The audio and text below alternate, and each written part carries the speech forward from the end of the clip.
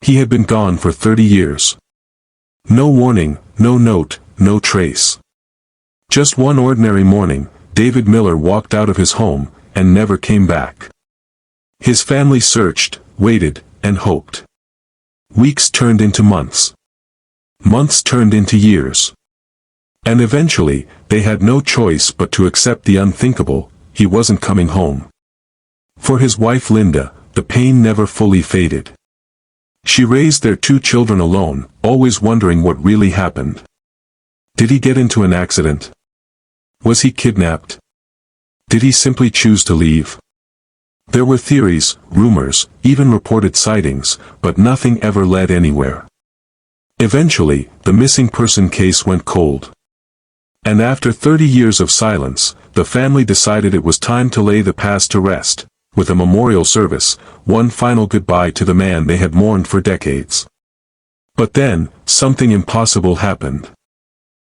On the very morning of David's funeral, a man walked into a small police station over 400 miles away and said 5 words that stunned the officer on duty: "I think I'm David Miller." The man looked weathered, older, tired, but his voice carried a strange certainty. He said he couldn't remember much. Just flashes of a different life. A house. A woman's face. A child's laugh. And a name that echoed in his head every time he tried to sleep: David Miller. Back in his hometown, the funeral had already begun. Friends and family gathered to share memories and say goodbye. Some cried. Some laughed through tears. And just as the minister began to speak, a phone call came in that would shake everyone to their core. A man they had declared dead had just come back to life. No one could believe it. His wife nearly fainted. His grown daughter, who had no memory of him at all, refused to believe it was true. And his brother, who had long accepted that David was gone, couldn't speak when he saw the photos. Where had he been all these years? Why hadn't he come back sooner? And why, after 3 decades of silence, did he return on the exact day of his own funeral? The answers to those questions would unravel a mystery more bizarre than anyone could have predicted. And what really happened to David Miller is something you won't forget. David Miller was once the kind of man who never missed a Sunday dinner.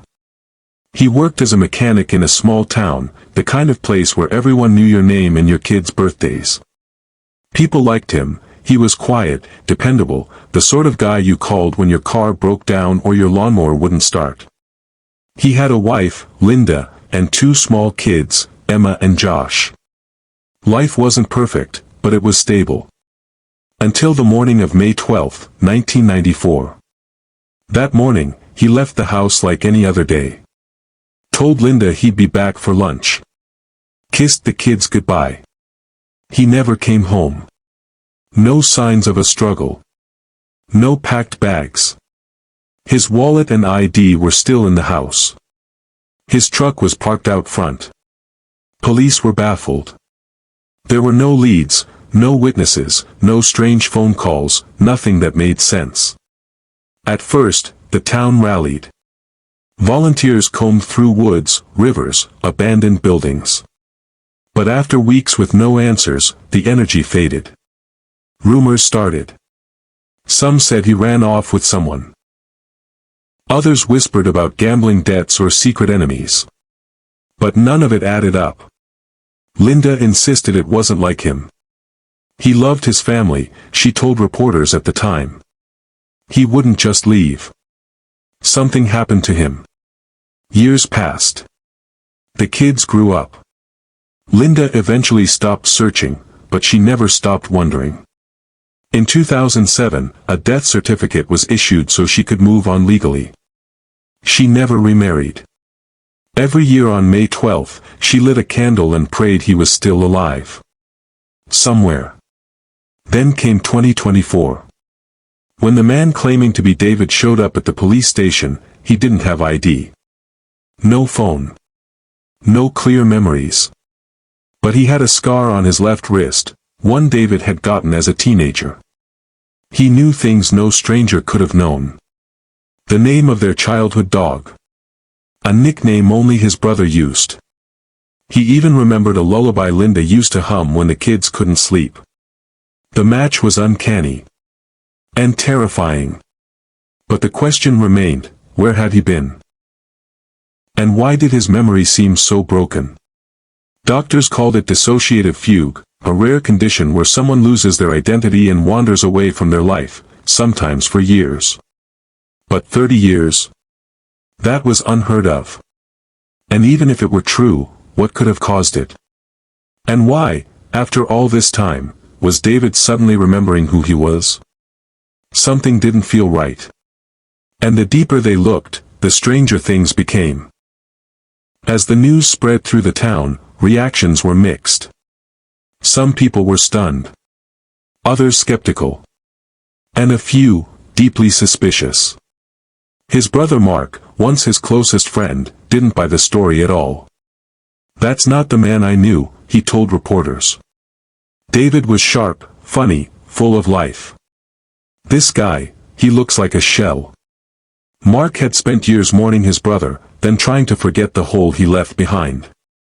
Now, seeing someone who looked like David but couldn't remember the last 30 years felt more like a cruel joke than a miracle. Linda, on the other hand, was torn. Part of her wanted to fall into his arms and believe the nightmare was finally over.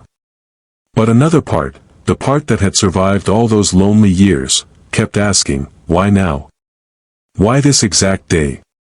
Why this strange, blurry return? David, or the man claiming to be him, kept saying he didn't remember. His last clear memory was of walking to work, then everything went dark. He remembered flashes of waking up in places he didn't recognize. Being on the streets. Sleeping in shelters. Working odd jobs. But nothing made sense. It was like his life had been wiped clean, only to be written again in pieces. Police opened the case again, this time not as a missing person, but as something even more puzzling. If David had really disappeared under his own will, why leave everything behind? No money. No ID. No attempt to start fresh somewhere new. And if it wasn't voluntary, was someone else involved? An old neighbor, Mrs. Kent, added a strange detail. She remembered seeing a white van parked near the Miller home that morning in 1994. She thought it was just a delivery, but now she wasn't so sure. No one had ever followed up on it. Files from the original investigation were pulled. Some were missing. Others were incomplete. Key witness statements hadn't been recorded properly. The officer who handled the case back then, retired, and unreachable. Meanwhile, a new tension started to rise within the family. Josh, now in his 30s, wanted nothing to do with the man. "He left us," he told his sister Emma. "I don't care what excuse he has. He chose to disappear." But Emma wasn't so sure. She found herself drawn to him, despite the doubt. He remembered her birthmark. Her favorite childhood toy. And sometimes, in quiet moments, he looked at her like he still saw the little girl he used to hold. But then there was something else, something none of them expected. A set of fingerprints sent for verification came back with a strange result. Yes, they matched David Miller. But they also matched someone else. A man arrested in New Mexico in 2003 under a different name, and released under suspicious circumstances. And that's when the real questions began. The fingerprint match set off alarm bells. Not just in the local police department, but at the federal level. The man claiming to be David Miller was now tied to a completely different identity, Thomas Gray, arrested in 2003 during a routine highway stop in New Mexico. No priors, no known address, no real backstory.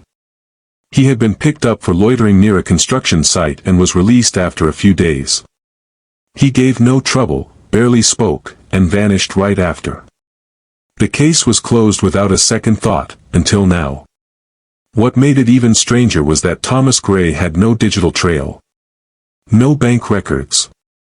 No social security activity. Nothing before or after the arrest. It was like he had appeared out of thin air, and then disappeared again. But now, the same fingerprints matched a man declared legally dead. A man who had walked back into his own life like he had simply stepped outside for air. Authorities tried to dig deeper. But every time they thought they were getting close, something slipped through. Hospital records were missing. A storage facility where Thomas Gray supposedly stayed had burned down in 2005. Security footage was either erased or unusable. Every lead ended in smoke. Meanwhile, the Miller family was breaking apart from the inside. Josh refused to be in the same room with him. Emma started meeting him in secret, asking quiet questions, desperate for some kind of connection. Linda remained silent most days, staring out the kitchen window, the same way she had for years after he vanished. It was like she was watching her past creep back into her present, but not sure if it was real or some kind of punishment. Then came a tip from an anonymous caller. A man's voice, muffled and distorted, said only this: "He's not who you think he is. He remembers everything." The call couldn't be traced. But it shook everyone. Because if it was true, if David hadn't forgotten his past, but was pretending all along, then what was his real reason for coming back? Emma confronted him one night, eyes wide with anger and fear. "Tell me the truth," she whispered. "What are you hiding?" But David, Thomas, whoever he was, just stared at her, silent. And in that moment, she wasn't sure what scared her more, the possibility that he had lost 30 years of his life, or that he hadn't lost anything at all. The investigation took a darker turn when an old box of evidence was discovered in a retired detective's garage. Inside were photographs, notes, and one chilling item, a blood-stained envelope with David Miller's name on it, postmarked 2 months after he disappeared. That's when they realized, this wasn't just about a man who vanished. It was about something much bigger. And much more dangerous. The envelope changed everything. It had been buried under stacks of unrelated case files, almost forgotten in a dust-covered box marked, "Cold Cases." No one knew why it was never logged or who had tucked it away. The blood on the envelope had dried, but it was still there, dark, almost black now. Inside was a torn photograph. It showed David, without question, but not with his family. He was sitting at a table, arm around a woman no one recognized, smiling like he belonged in a different life. The photo was dated July 1994, 2 months after he'd vanished. When Linda saw the picture, she didn't speak. She just set it down, turned away, and walked out of the room. That photo hurt more than any theory ever had.